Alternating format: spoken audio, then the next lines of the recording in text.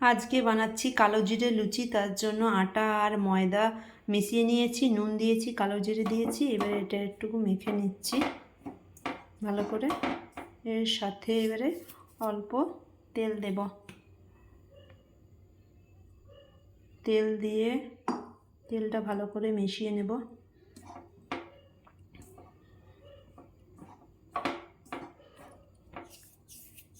এরপরে এতে জল দিয়ে মেখে নেব।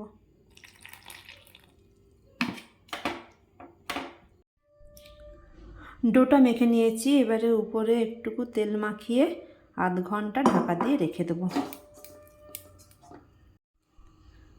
লেচি কেটে নিয়েছি, এবারে বেলে নেব।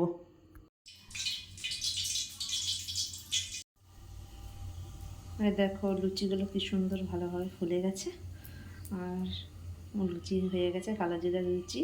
ভিডিওটা দেখার জন্য ধন্যবাদ।